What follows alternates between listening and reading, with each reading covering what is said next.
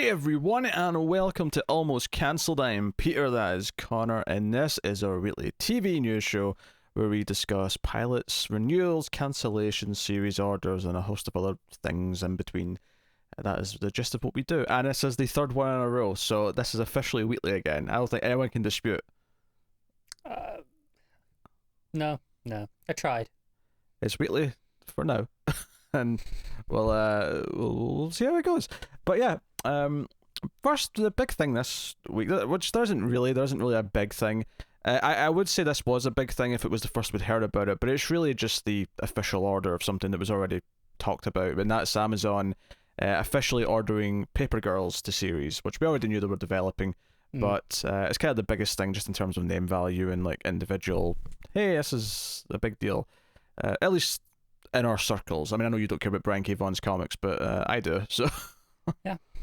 I mean, I don't have the strong dislike of them like I do with a few other creators that we've talked about, but just an indifference, I would say. I don't see the appeal as much. Sure. I guess. Paper Girls, for those of you who are not in the know, it comes from Image Comics. Like I say, Brian K. Vaughan being the writer, Cliff Chang being the artist. The premise is that four young girls who, while out delivering papers on the morning of Halloween in 1988, become unwittingly caught in a conflict between warring factions of time travelers, sending them on an adventure through time that will save the world.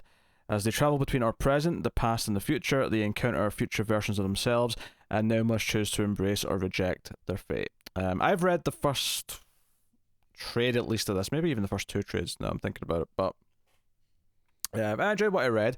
It kind of had this unfortunate feel to it, in the sense that, one, it was coming out while Saga was still being released regularly, and Saga is Brian K. Vaughan's one of his biggest comics ever, which, I mean, Paper Girls is loved, but Saga is hugely loved. Yeah, I wouldn't even say it's necessarily loved more. It's just there are more people aware of it who are into it, I think.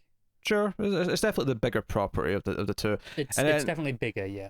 And then the other thing is there was actually some unfortunate kind of comparisons, because this started coming out probably, I don't know how soon it was, but it was sometime after Stranger Things season 1, and there was kind of an unfortunate kind of, it's kind of Stranger Things because it's for kids in the 80s, even though the plot obviously once time travel's involved is completely different from Stranger Things. Yeah. But there was kind of an unfortunate comparison there, so it had kind of this I don't want to quite say lukewarm, that's probably a bit too harsh, but there was definitely kind of this isn't the next big thing in the way that it really feels like it should be.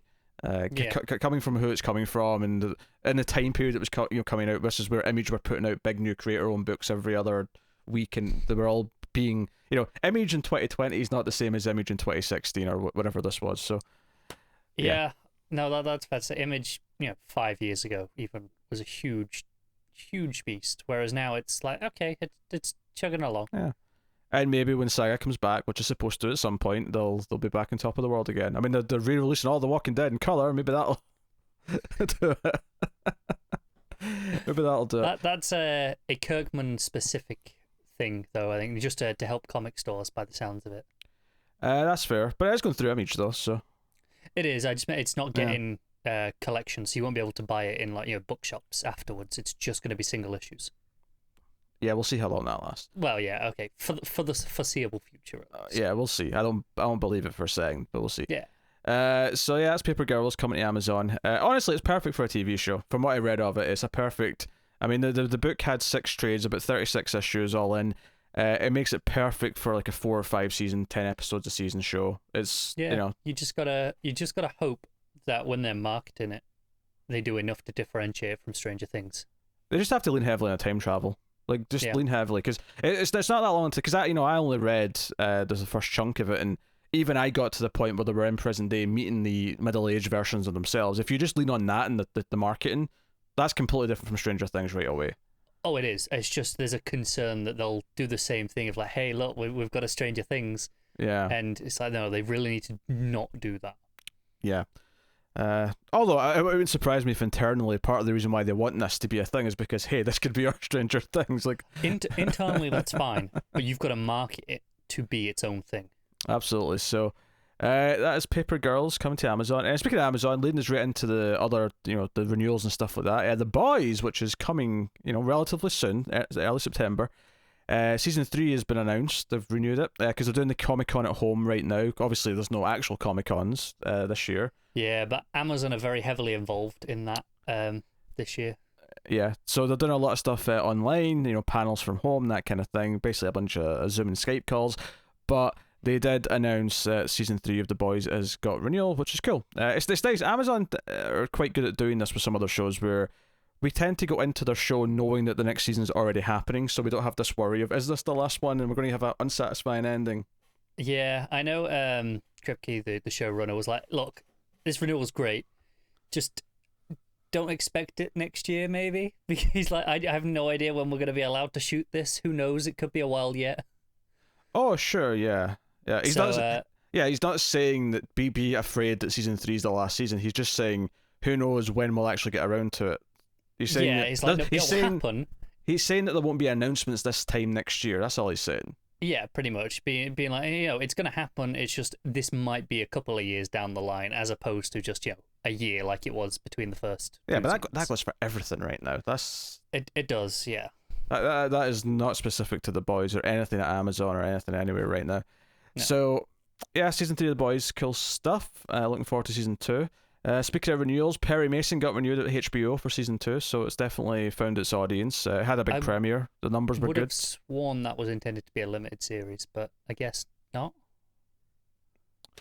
I don't remember, but it wouldn't surprise me if it was. Yeah. And they changed their mind, because that happens sometimes. That said, I mean, Rhys Davis has been on a regular as a TV character before, so I don't, it's not surprising. It's not like they had some huge actor who was never going to come back for multiple seasons of a TV show. No. So so if you enjoy Perry Mason, you get more of it. And then it's more from the Comic-Con at home stuff. I thought it was just worth mentioning, even though we didn't really talk about Walking Dead that much, although we did bring up the comic book about 5 minutes ago, is that it's got one episode left of season 10, and they've announced that it's going to be airing in October.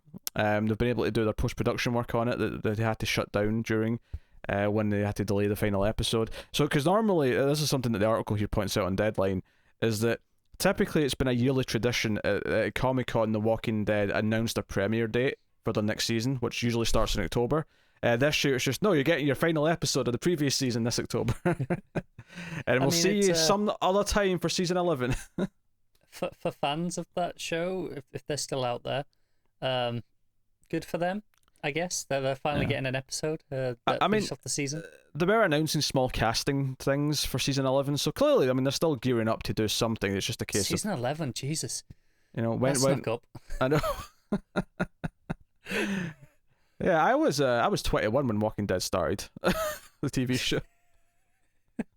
It's one of those things where once you stop watching a show, and stop really paying attention to where it is. It's the same as kids that you don't see regularly. It's like you've got some cousin who's got a kid, and you see them when they're 4, and then you're not that close with them, so you don't speak to them that much, and then you'll meet them again, and you'll feel like you've just seen them recently, and it's like, wait, when did that kid turn 12? What happened?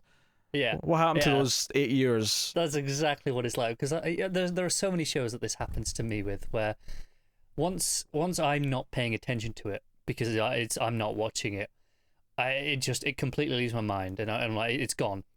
And then every so often we'll bring one of these up, and it'll be like 5 seasons ahead of where I thought it was in my head. Yep. So, Walking Dead is getting its finale for the season, not the series finale. It's still ongoing. It's no risk of that wrapping up. Speaking of more Comic-Con stuff, and back over to Amazon, there's a trailer for the Simon Pegg, Nick Frost paranormal investigator comedy that they're doing.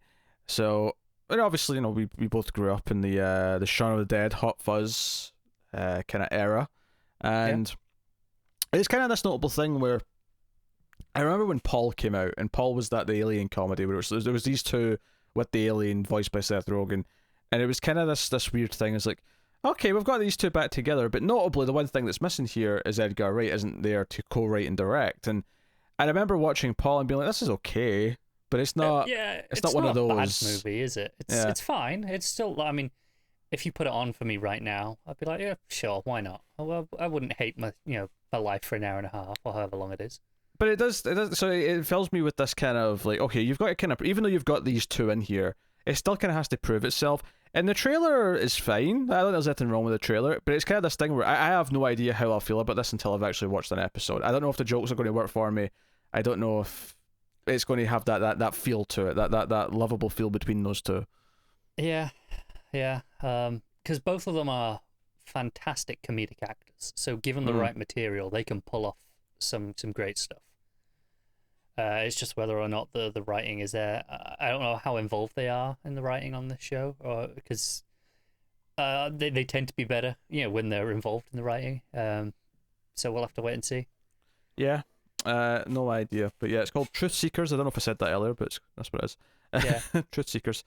So yeah, so there's a trailer if you want to go check it out. Like I say, it's fine. Like I don't have a whole lot to say about the trailer because there's just a lot of quick cuts. There's the one joke I kind of chuckled at. Is Nick Frost is saying to someone, look, I've been a paranormal investigator for 15 years, so I'll take it from here. And he sticks his head in the hole in the wall and goes, "Hey, ghost, you there?" And minor laugh, but I get the idea that they're kind of going to be a cross between Ghostbusters and the duo from the Insidious movies. Sure, I can see that. And I'm there for that, if they can nail that. Yeah. More stuff coming out of this Comic-Con at home stuff is the next Star Trek animated series. This is the one that's going to Nickelodeon. So I didn't necessarily treat this as such a, as the headliner this week, but worth mentioning, of course, that Star Trek's got a title for Star Trek Prodigy, which we didn't know before. Okay. This is the one about the runaway teens, sort of the renegades. So not a whole lot to go on here, but I mean, it has a title. That's pretty notable. Very, very colourful logo as well. So it's a weird thing. I guess this might be the one and only time we ever review a pilot from Nickelodeon when it is. Yeah, I mean, there have been shows from Nickelodeon that hold up through adult eyes. Avatar: Last Airbender, for example, is a Nickelodeon show, and I think you can ask a lot of people right now, and because I think it just hit Netflix again, so a lot of people are watching it again, and it holds up through adult eyes. With reason as well, because they're doing the live action version. So I assume they got the rights to the animated one for that purpose. I assume so. I think the Legend of Korra just hit as well. I think Avatar was like a couple of months ago, and Korra just or maybe it's next week or something. But yeah, they hold up a lot through adult eyes, so that gives me hope that maybe it's not impossible that this can still feel like worth watching, and not just being it's a kids show. Yeah, but this one won't have M. Night Shyamalan behind it, so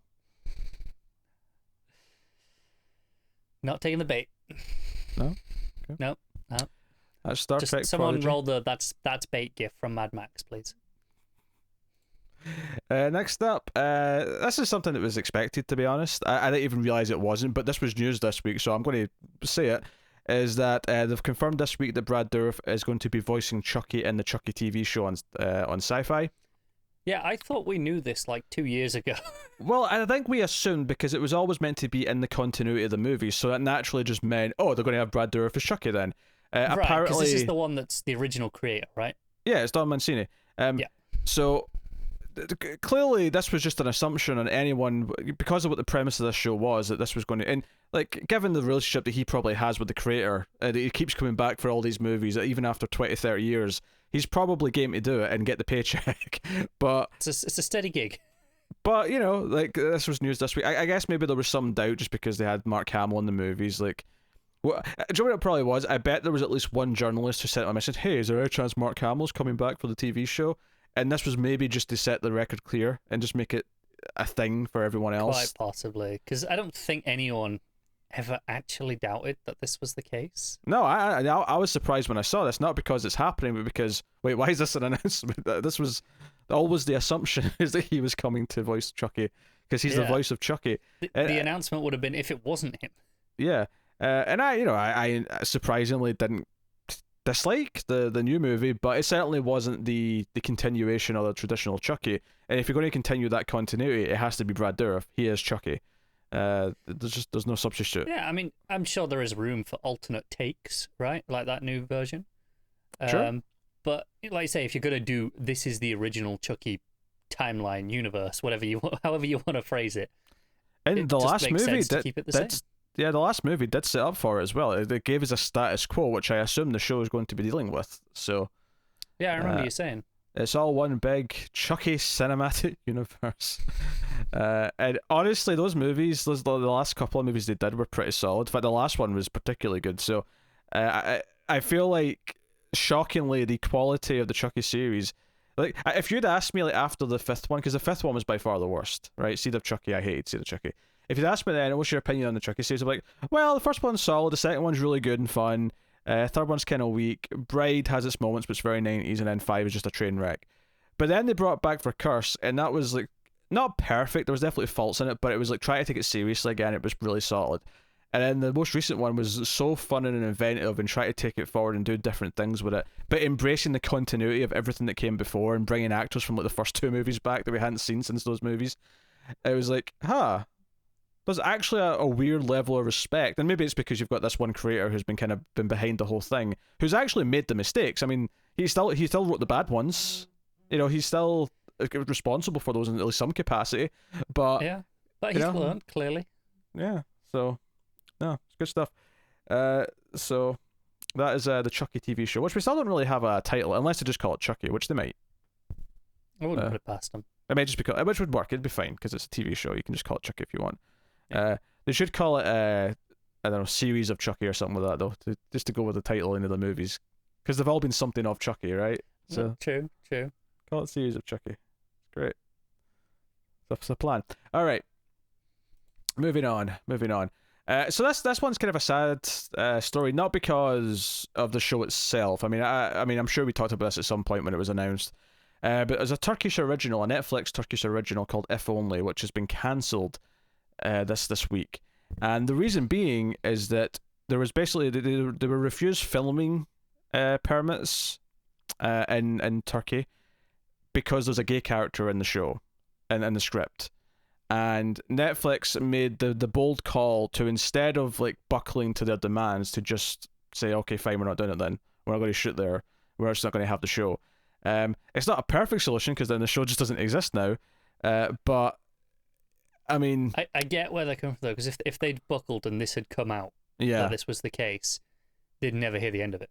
Yeah, and it's a Turkish original, so I mean, okay, theoretically they can like take the crew and the cast and shoot somewhere else if they wanted to, but ultimately, what sort of maybe controversy in the other end does that create in the Turkey when they try to premiere it? You know, like, what's the reaction to that then? So I kind of get the weird ground they're on with this. It's just, I mean, obviously it's a sad thing just in general, the idea that a country would refuse the shooting of anything because of this is it feels like a relic of like worst times, when sadly clearly some countries on the planet are still operating under this kind of mentality. It's a shame where there are countries like Turkey where it's a lovely country, just a terrible government. But I mean, what can you do? You know, from our point of view, like here now, it's like they've got to get there eventually, surely. You would hope. You would hope. Yeah. So no, but I thought it was worth mentioning, just the cancellation and the reason for it. I thought was worth bringing up, and just sort of acknowledging this has happened, and that it's something we should maybe pay attention to, and maybe consider when there's other Turkish shows, and does this sour Netflix and doing Turkish originals, or if they still do Turkish originals, what does that say? Just maybe something. I don't really have any definitive to say, just like it's something worth thinking about and food for thought as more stories come out around this. So there you go, that is that. Moving on, so Hulu are developing an animated comedy from the pair behind Chad Goes Deep, which I have never heard of, but that was a viral comedy, so an internet-based thing. So the Mick creators, John and Dave Chernin, are also helping develop this, and they've handled the untitled Paranallen animated project, a script and visual development commitment. That's a mouthful. That is a mouthful. A script and visual development. So what's script and storyboards? Like, maybe they'll animate the first episode. They'll guarantee you get to animate the first one, or at least design all. Maybe it's like a filming commitment. Maybe. I don't know. I was thinking maybe just design all the characters and rather than animate the whole episode, just here's what all the characters are going to look like. Here's could what the be. style is, kind of thing. But anyway, so the show follows two perpetually stoked surfer bros born ahead of their time, try to navigate teenage life in ancient Greece. I was going to say, what do you mean ahead of their time? How's that ahead of... Oh, ancient Greece. Okay, fair enough. Showing their Greek god dads that there is more than one way to be a legend. That sounds like some sort of weird Bill and Ted-esque What thing. goat did Matt sacrifice to get this to exist? I don't know. It's the most Matt-sounding thing you could have ever read on this show. Yeah, add in a bear, maybe, and we're in like prime Max territory. Look, it's ancient Greece. There's probably bears knocking around. Oh dear. Next up, another animated series. Although notably, this is an hour-long animated series, which is not something you hear about too often. No. So Taylor Schilling from Orange Is the New Black, Rosemary DeWitt from Little Fires Everywhere, Aaron Eckhart from, well, it says Midway here, but Dark Knight, bunch of other stuff. He's Aaron Eckhart, and Paul Dano, who of course was in also a bunch of stuff. Little Miss Sunshine. Do they not give you a credit for him there? Well, they do. It's a TV show though. It's Escape at Danner. Well, and so is Orange Is the New Black, admittedly. But I was trying to think though. I was trying to think of the Paul Thomas Anderson movie. There Will Be Blood. That's the one I was trying to think of. I mean, he's in Little Miss Sunshine too, but that was what I was trying to think of, and I couldn't. So I sort of, I went on. I was like, okay, I have to think of something else, and then for some reason I didn't take the one that was in front of me. But Little Miss Sunshine is also in. You know who Paul Dano is though. Yeah. It was just fun watching you struggle. Anyway, so they are going to be the lead voice cast in Pantheon, AMC's hour-long animated primetime drama series from Turn creator, executive producer Craig Silverstein and AMC Studios.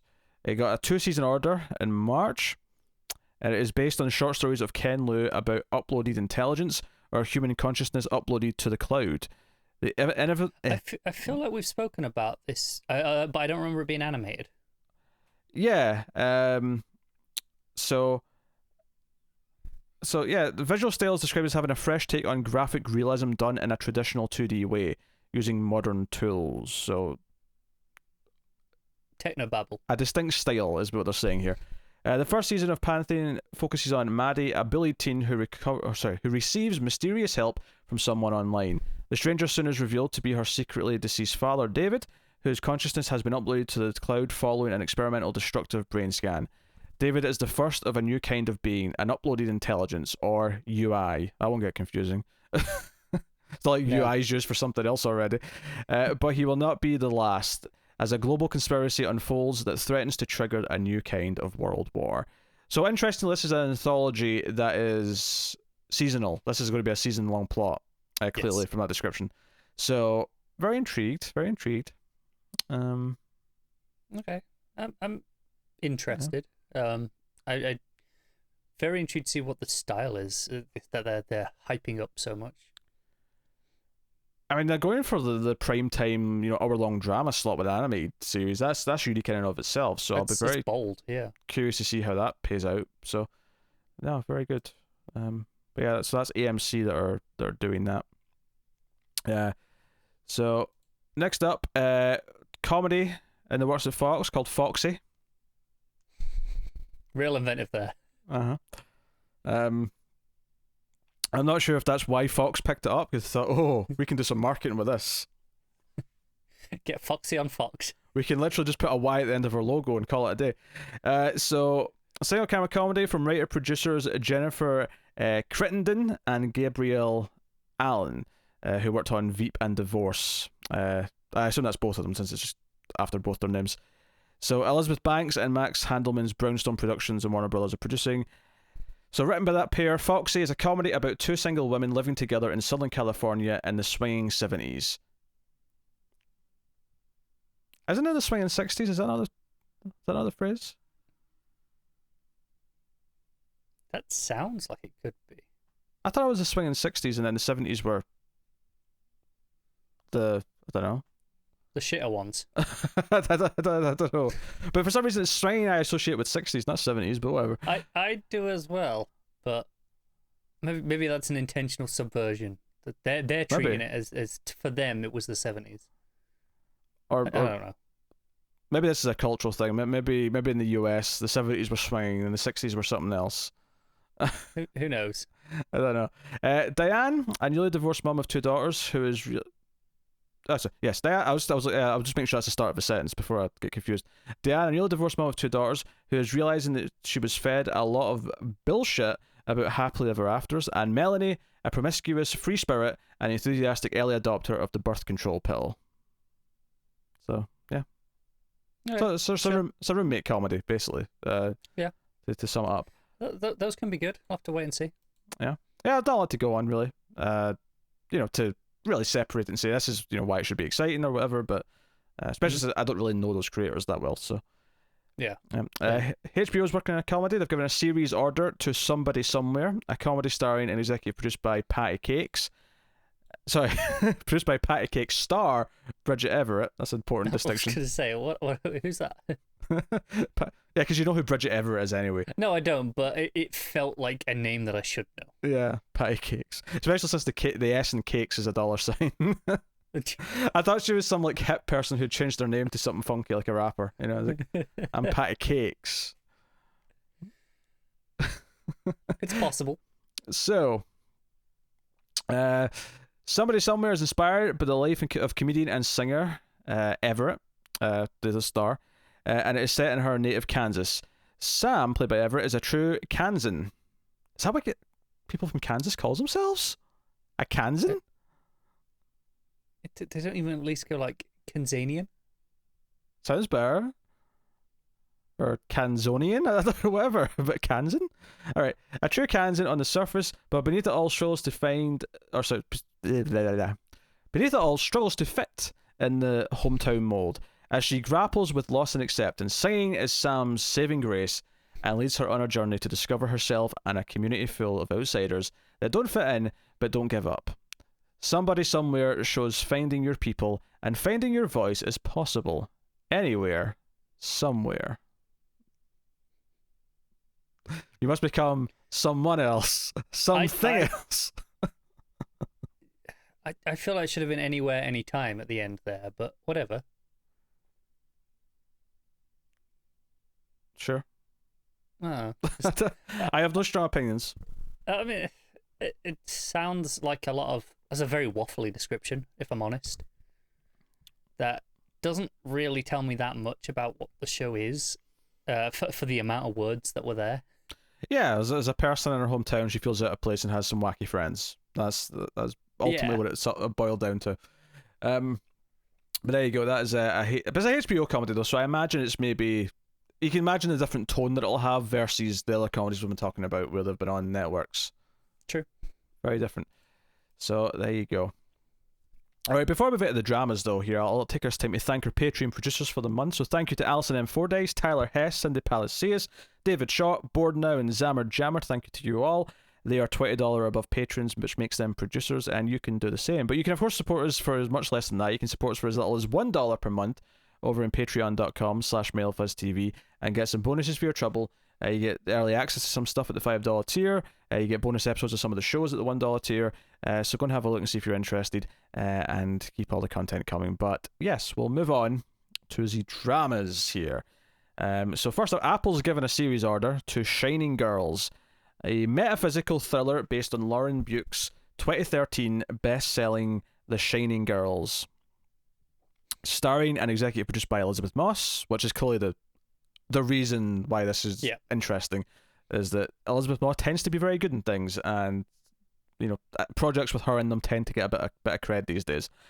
So it's executive produced as well by Appian Way, which is actually Leonardo DiCaprio's company. Again, it's one of these things where I don't think he's personally that involved with anything. It's his company. That's the case for most of these that have a nice celebrity name to attach to them. Yeah. Unless, of course, they specifically say, "Oh, that person's also going to be starring in it," and it's okay. They're probably a bit more hands-on. Yeah, it's a little different there. But I mean, production companies, as a rule, tend to not mean that much. I mean, the amount of times that you'll just list off production company with a show and it has very little impact on, their previous work. This is what it's going to be like. I think you'll find that Aaron Kaplan's Capital Entertainment is essential. That has a unique brand. and everything from there has such a unique tone. All right. Writer creator Silica Louisa from Strange Angel will pen the adaptation, executive produce, and serve as showrunner.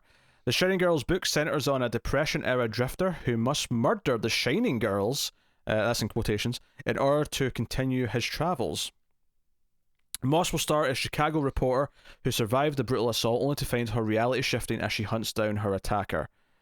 So, honestly, the title sounded like it was going to be like some young adult sounding thing. And it's definitely not. It's definitely not. But just the title, and you go, oh, a bestseller. I just, in my head, I was prepared for a young adult adaptation that I was going to give the benefit of the doubt because it had Elizabeth Moss. I was like, well, maybe this is one that will be interesting. But then it was actually not that, and it actually sounds like it could be quite good. Yeah. Yeah.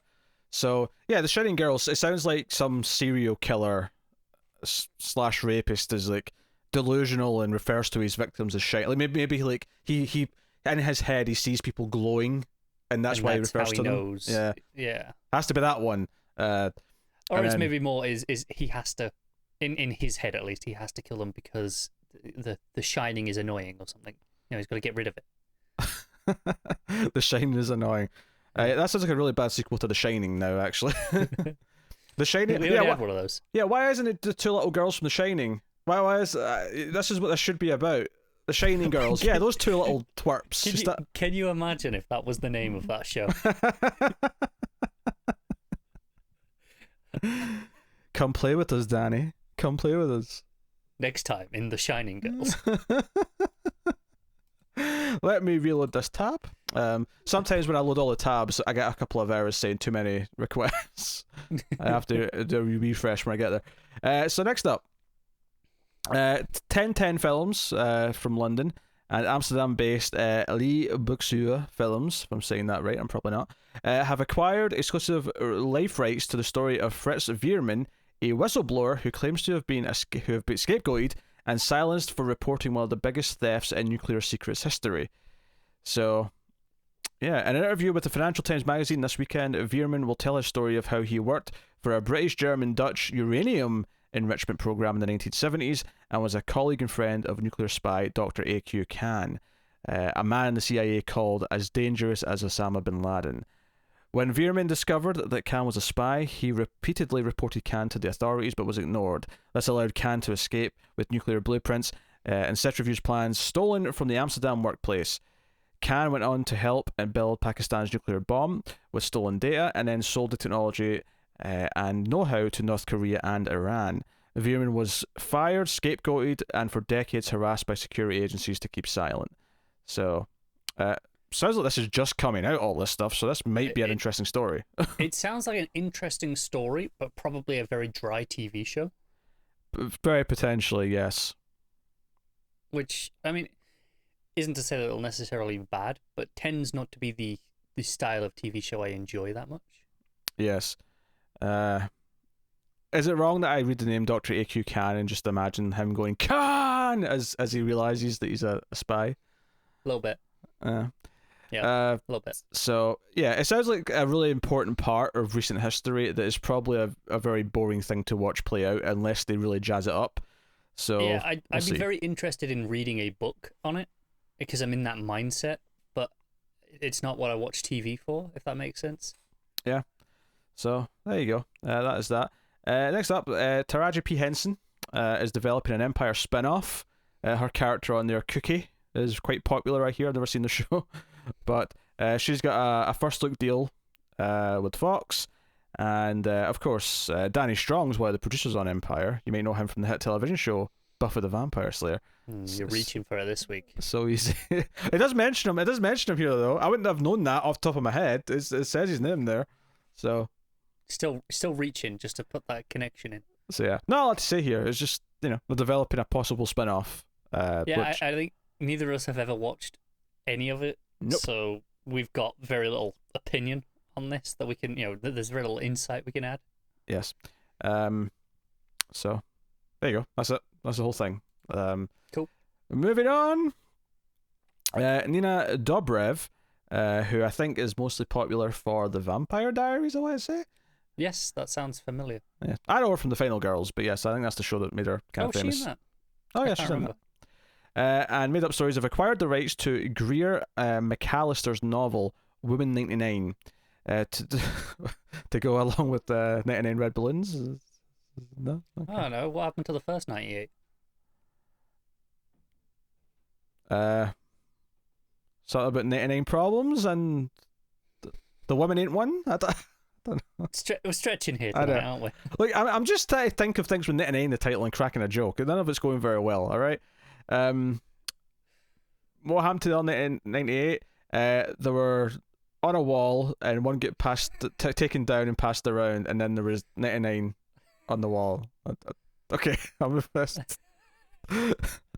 Right, tell us what this is, please. Okay.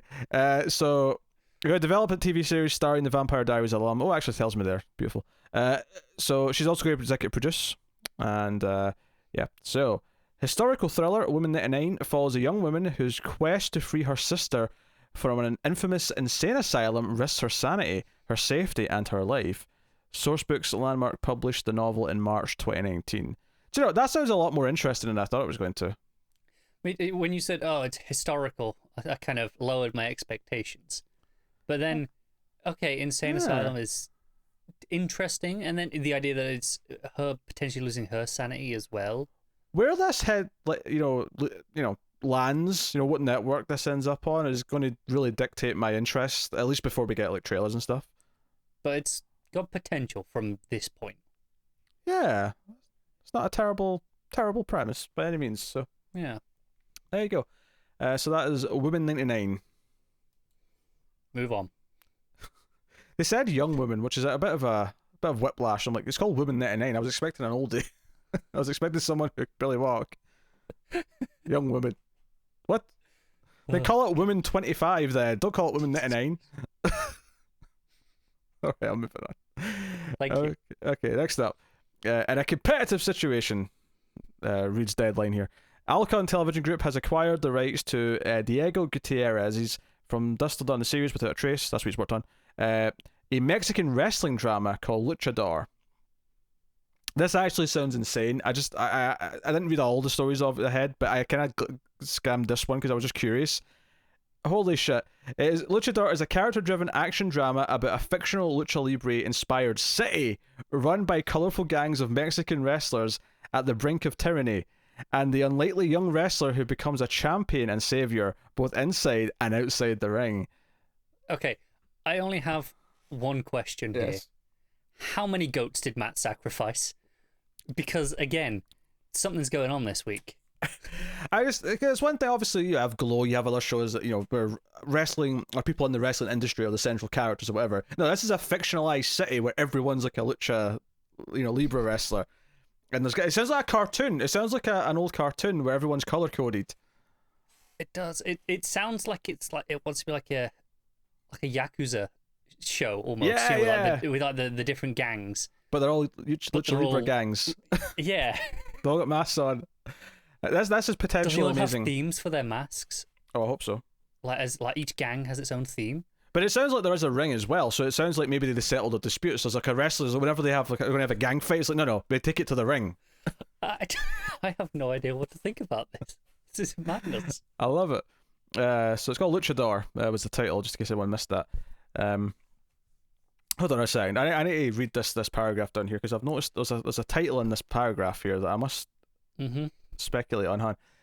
Gutierrez is best known as the creator and executive producer of popular Spanish language Netflix series Monarcha maybe, starring Irene Azuela and Juan Manuel Bernal. His previous credits include writer and executive producer on From Dusk Till Dawn, the series, as I mentioned, as well as Sci-Fi Network's Warehouse 13 and Paramount Network's Buffy the Vampire Slayer? Paramount? I guess it was on UPN. So, does that count as Paramount Networks?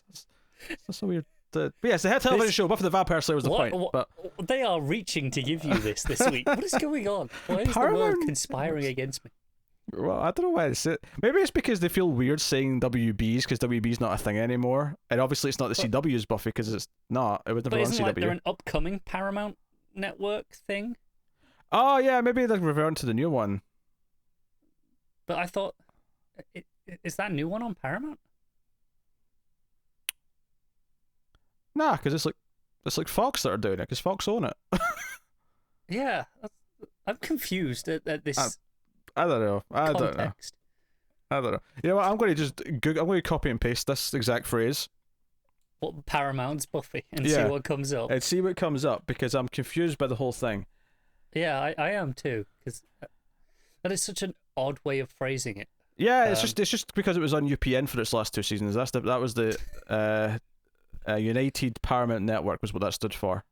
Yeah, but what? Right, one, who calls it Paramount Network and not just UPN? Especially now that there's an actual channel called the Paramount Network or whatever, is it not? Yeah, there was. I don't know if it launched yet or not, or if it's still coming, but there was definitely one, right? Oh, In no, the it was works. ages ago, because Yellowstone was on it, that one. Okay, right. So, why would you do that?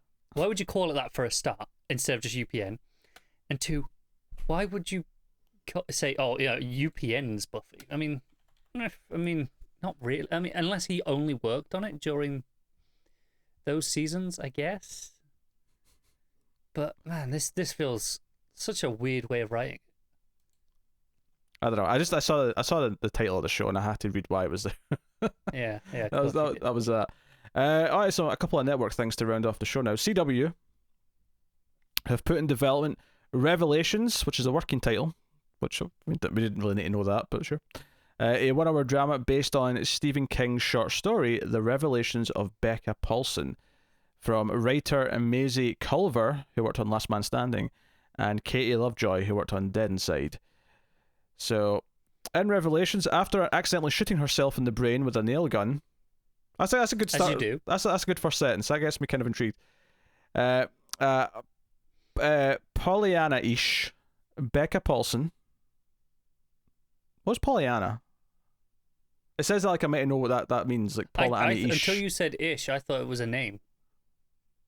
Maybe Pollyanna. Maybe it is a name. Pollyanna.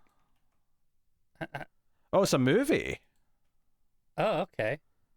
Or it's a novel. It's a novel, then became a movie. Okay. Okay, so this is a very obscure reference that they're putting in there to tell us what it's like. Yeah, so the photos that came up when I searched this, presumably from the movie, there's this like young girl and this like old. So I assume that it's a character type. Sure. But I've never heard of this. So, No, me either. but yeah, Becca Paulson is recruited by an overweight Jesus to be his chosen one. That's it. I need to rewind here. Read that again. Yes, I need to start from the start. In Revelations, after accidentally shooting herself in the brain with a nail gun, Becca Paulson is recruited by an overweight Jesus to be his chosen one, in quotation marks, in stopping the apocalypse. In order to save the world, Becca will have to prove that our deeply backward planet Earth is redeemable, starting with her quirky Midwestern hometown. I think I'm into it. But I'm confused. Well, you see, a chosen one, because into every generation. You've done it enough this time. Move on. There's a chosen one who will defend you. Move on. All right. That's Revelations title. Although the working title, as previously mentioned. It's based on a Stephen King story, though. So that's probably why it's getting made. Because everything by Stephen King gets made. Well, yeah. All right. Okay, let's fire off the show with your favourite type of story. Can I get a C? Can I get a B? Can I get an S? Just checking if I've got something nearby if I need it. I'll be honest, there was one during the wrestling story where it said in and out of the ring, and I was maybe going to argue that was personal and professional life because it was close. It was close, but the show was that over the top that I don't know. But metaphorically, that's exactly what that phrase means. Metaphorically, but it wasn't even like a variation on it, was it? So, CBS is developing Repeat, a drama series produced by Masaoka, who was in Heroes. That's if you recognize that name, that's why. Okay. I do recognize. I think he was probably the main guy. The main guy?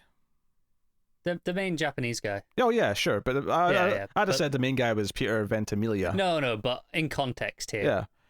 So, written and executive produced by David Zabel. Repeat is based on the award-winning book of the same name by Kurami Unai and the 2018 TV series, which aired on Yomiuri Television in Japan. So there's already been a Japanese adaptation of this. So, in Repeat, after a group of strangers is mysteriously propelled back 10 months in time, giving them a chance to right wrongs, undo mistakes, and set their lives on a better path, these repeaters soon find that changing their fate is a tricky endeavour with unforeseen and even deadly consequences. Okay, first, pretty sure there's a grammatical mistake there near the start, because group of strangers is sent back. That surely should be are sent back in time. After a group of strangers is sent back in time. Yeah, I'd say are. Yeah. Yeah. But two, and yeah, I'm into it. Sounds interesting. It's on CBS. Yeah, I know. I was getting to that. That's the problem. It's on CBS. That was going to be point 3. That it's on CBS. So it's going to suck. Yeah, exactly. It's a shame because it's a good premise. But what can you do? When it goes to CBS, you just have to write it off straight away. It's just been sent out to die. In 17 seasons.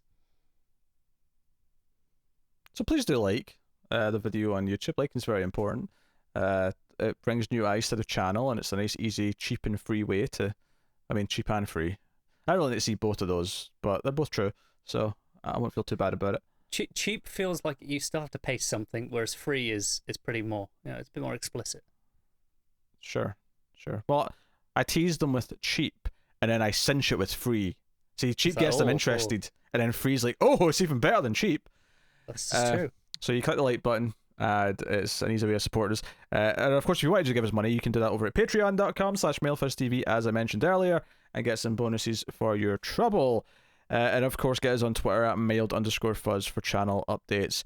Anything else I want to tell you? Obviously, we used to always tell you what we were doing TV review-wise. I suppose it's worth doing that right now. We're working our way through, of course, Doom Patrol as it's airing weekly, Stargirl as it's airing weekly, and Agents of S.H.I.E.L.D. They're all kind of like verging on the end of their seasons now. I mean, not all at the exact same time, but they're all getting close-ish. They are. We do have Umbrella Academy Season 2 next week. Yes, that's hitting next week. So looking forward to that, and that'll be cool. Also, thanks to one of the patrons who kind of basically paid for a review. When they see us, I'm currently working through on my own as well. Not super quickly, but the first one did go up this week, so you can go check out my thoughts on that too. If you want a discussion on a very serious topic, it's not a very jovial discussion with myself, but maybe that's more of a monologue then, really. More of a monologue, but hey, sometimes it's better the discussions I have with you. It's like sometimes it's just nice to have someone who agrees with me all the time. It's just so nice. Yeah, I bet. You just like not being challenged. Everyone likes not being challenged. Yeah. People also like just being boring, clearly. How dare you? So, yeah, let's go check out that. Also, check out the movie reviews and everything else. And I probably don't promote this enough, but there is actually a second channel called Mail Fuzz Live where I stream like a few times a week and just chat. Sometimes we watch movies together, things like that. If you're at all interested, just go check out the Mail Fuzz Live. There's a link in the main channel page if you're interested. But yeah, that's pretty much us. So thank you for watching or listening. We always appreciate it. Keep watching TV, guys. Have you got any vanilla?